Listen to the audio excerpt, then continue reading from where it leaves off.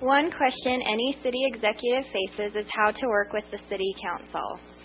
In what ways would your administration work with the city council? What is your vision for how that relationship should work? Oh, I'm so glad you asked. Number one, city council people are part-time.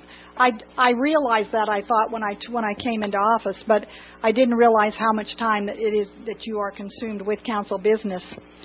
We function basically through cooperation, but the system's broken. We have asked for information, and we don't always get it. And if we do get information, it's not always correct information. And that's why I'm running for mayor. We hire legal services, and the legal services that we have to provide for ourselves is because we do not feel as a council that we're comfortable with the information that's given to us by the administration. What people don't understand is you have levels. You have the president and you have Congress. The council is the Congress. The president is Matthew Godfrey. And what happens is we assume that the information that's passed down to us, that it's truthful and it's the best thing for Ogden City. Then we determine how do we act? How do we act on this information? There's something missing there because we have been told things that are not true. We have walked out of council meetings where other people in the room had information, including the standard examiner, that we were not privy to. Do you think it makes you feel really stupid? You're right. And that's when the council has had to stop and take a look and say, wait a minute, we have to hire our own attorneys. That's your tax dollars. We spent $30,000 last year, in the last 2 years, trying to pay for an attorney to give us the right information. And you know what? I met with one yesterday. And that'll be coming down the road, and I'd like an explanation for that when it happens. And I know we're not privy to it now because it was in a closed meeting. But we need to separate the city government from the RDA. We need somebody in the helm of the RDA that can alleviate the mayor so we don't have total control. The mayor, the RDA. I sit back, and that's the thing I say to myself. How many textbooks do we need? The RDA has a lot of money to spend, but where does it go? Who does it go to? It certainly does impact our taxes, and that's my greatest concern. I don't think we have to, if we hire an RDA director, I don't think it has to be somebody that we have to pay more money for. I think it's somebody that we could have already in the office that could split their time between being the RDA director and also working as in the council offices. And it would also free up time for the mayor. I don't think the total hours would change. I just think it would be one of those issues that we wouldn't have the same person writing the checks.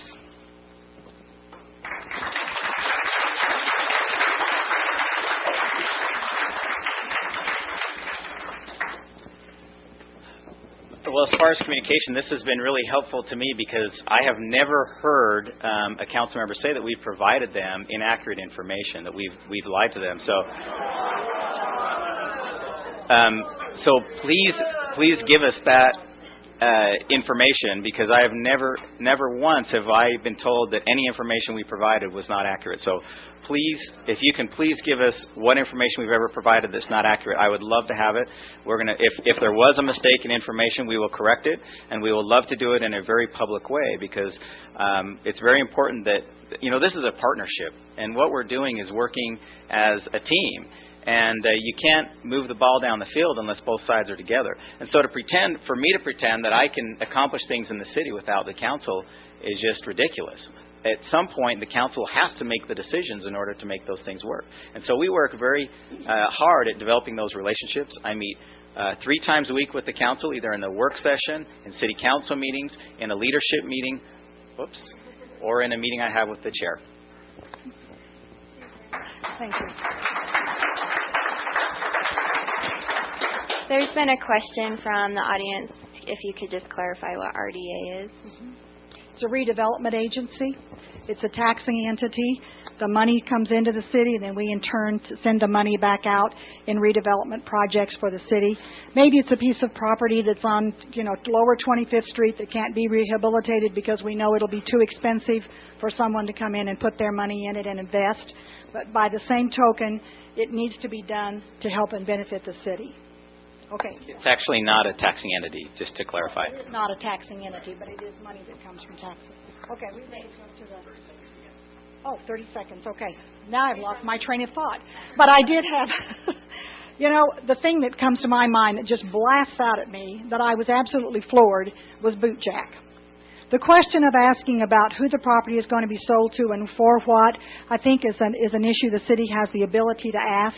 But when you walk out of a meeting and the standard examiner, Schwepke, looks at me and he says, "Didn't you know who boot jack was?" No, it's Chris Peterson. It wasn't the fact that it was Chris Peterson or his brother. It was the fact that we asked a question and it was not answered.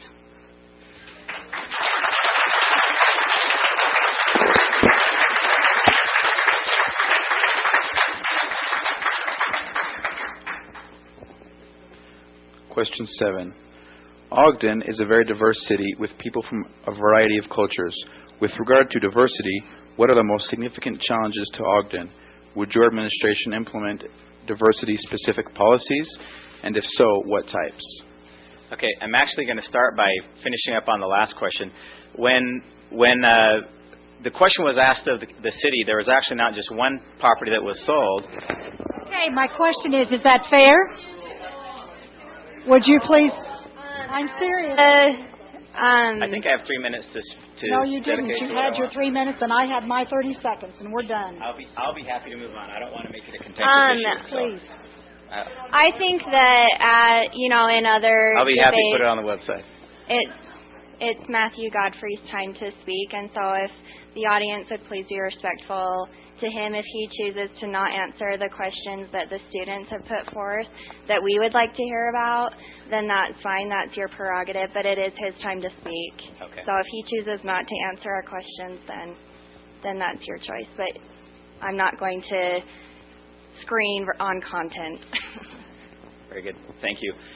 The diversity of Ogden City is something that has been, I think, our greatest asset and has been a defining point of Ogden for many years. The railroad, of course, is what brought prosperity and really defined Ogden for a number of years. And that was the gateway, if you will, to diversity within our community. And has helped us, I think, in shaping ourselves and being known as a community that is different from every other. And that's what people love about Ogden. When we have people who have even lived in the state and moved out, we see this often from some of these new companies that are moving back. We have a lot of these executives who used to live in Salt Lake, and then they've moved out around the country, and they've come back, some of them to live in Ogden. And they tell us how much they love Ogden because it's different from the other communities within the state in which they've lived. And a large part of that is our diversity, our different viewpoints and the places we come from that help make our town richer. They give us more cultural experience.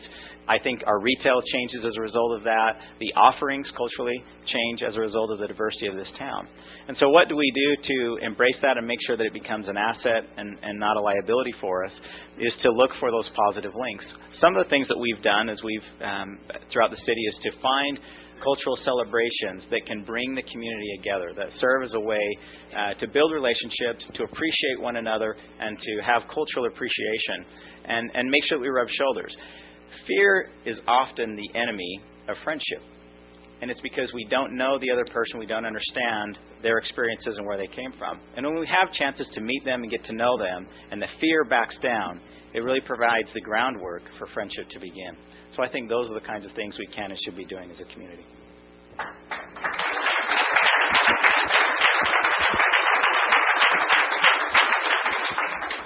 I think with my platform, the thing that comes to my mind is that we need a unified approach. We need to talk to the school districts, the police officers, any of the community leaders that we know have information and can help us bring this to a conclusion as far as gang members go, because kids are vulnerable no matter what.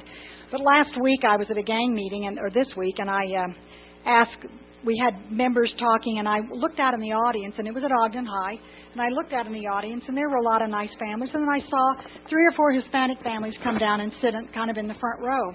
And I thought, this is great. We can find out what they have to say. The problem was they did not speak English.